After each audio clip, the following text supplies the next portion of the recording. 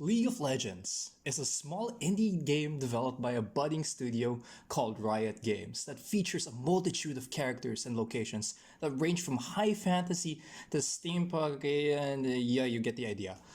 It's a mobile game that's been really popular for a while, and one of my good buddies is addicted to it. So let's make him a wallpaper.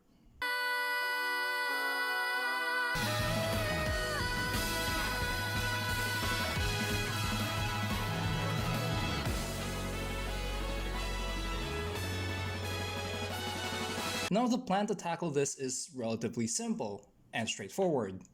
I'll start with some thumbnail notes to get the composition down right. Next step is refining my notes with even more thumbnails. Now this one I'm doing on my phone using Ibis Paint.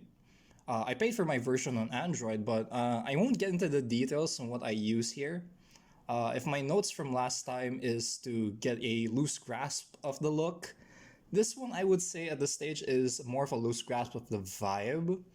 I'm just taking notes from my sketchbook and moving shit around, hoping to sprinkle in a little bit of value structure here and there before I move on to my next and final prep stage. So this is the part where I mostly do 3D, but I did do some more exploratory sketches from the previous stage. I wanted to explore the shape language of Targon's environments, specifically the lower lying valleys, and I'll explain why I chose that part of the mountain in just a second.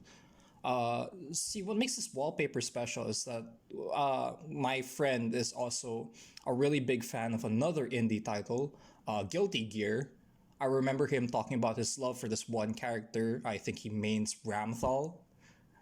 So I plan to incorporate her swords into the environment. So unfortunately, I won't be showing too much of the concept process here because I don't want to abuse my poor hard drive's recordings. These do take up a lot of space, and I'm kind of a dumbass for not recording it in the first place. But so anyways, I take the reference sheet I made of her swords in a similar style to Targon's environment design and model those into the 3D environment. I also put some T-posing humans in the scene for scale only. Notice I'm not really taking my time to flesh out the modeling here since these will all serve as a base for the final illustration anyways. Yeah, did I mention that this is all just pre-prod? Yeah, it's a lot, I know. Anyways, now that we have all of my major elements in place, I can start playing around with the camera to match or adjust what I had established with my value studies. Honestly, my mindset right now is just really two things here.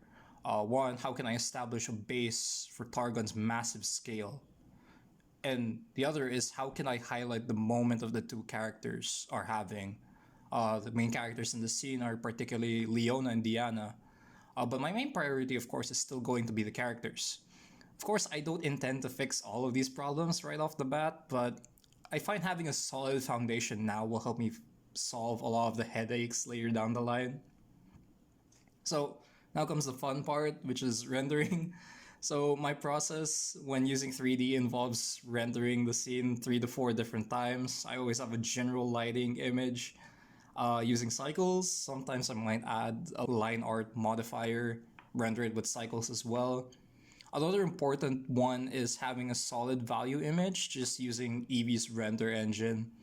I could start rendering with either one of the engines, Cycles or Eevee, but honestly it depends if I still need to edit some stuff or just straight render them out. But after that, it's pretty much done for the basis and all that's left is just compositing and the final painting.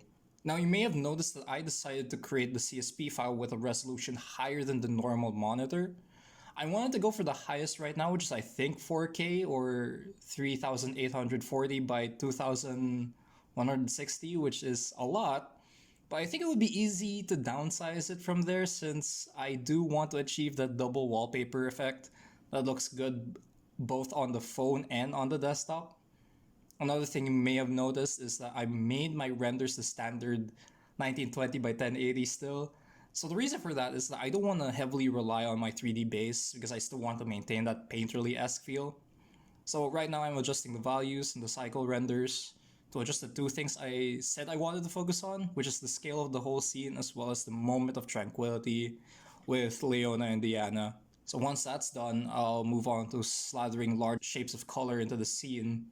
I don't want to be too neat with this one just yet, and you'll see why in a moment.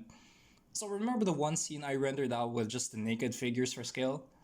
Yeah, we'll be using that one naked guy to draw in our subjects, Leona and Diana, so you'll see later in the video, it's a sped up process. But I'm just figuring out the bigger shapes and then refining the form and anatomy later on. I don't really want to go into too much detail with this one, so I'm just gonna skip ahead to the finalized line art. But I did put a mid-tone underneath the line art and group them together. From here, I'll do a rough and dirty paint smear all over the canvas. At some points, you can see that I quickly gave up on my initial color scheme since they weren't working together. A trick I learned from Hardy Fowler is to use photos with Gaussian blur all the way up, and then color pick from there. I find it super useful when I don't want to think too much about a perfect color scheme, although I still recommend learning some proper foundations when choosing a color scheme. But for now, this will do. Every now and then you'll see me zoom in and out constantly, flipping the image back and forth just to double check the composition as a whole. When I'm happy with that, I'll go back to my characters group and start roughing in the direction of where the light is, as well as adding some darker shadow planes, taking care that I don't make these too dark, because I will be adding some occlusion shadows later on.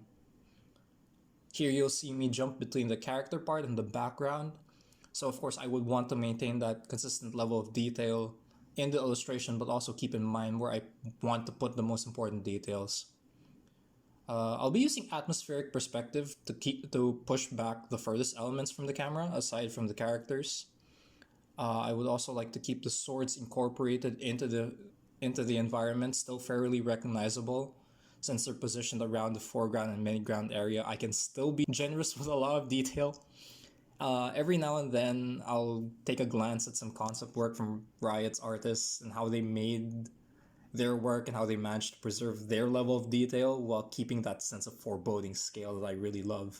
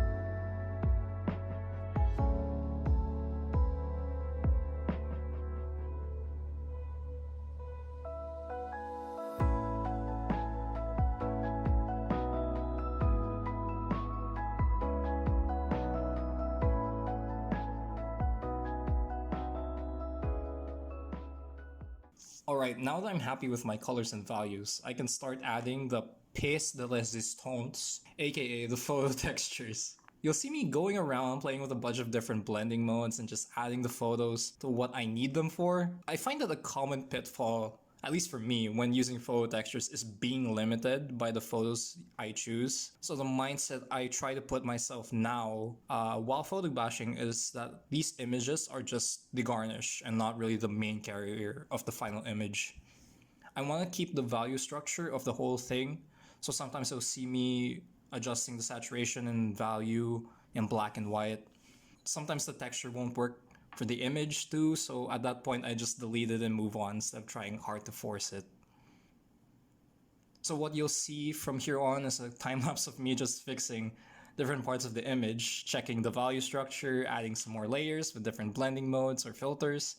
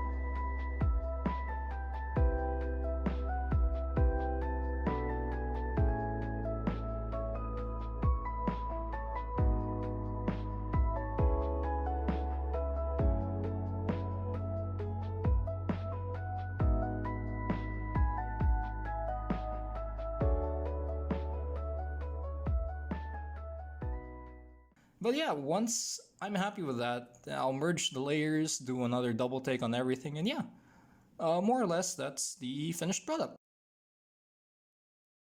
And of course, this video would not be complete without a reaction from the recipient himself. So, just to preface this for the recording, I have not shown you anything regarding this whole thing. Like, I've only gotten bits of info from like our previous talks before. This is your first time seeing it. Yes, this is. I can confirm for Patrick's 10 followers that this is the.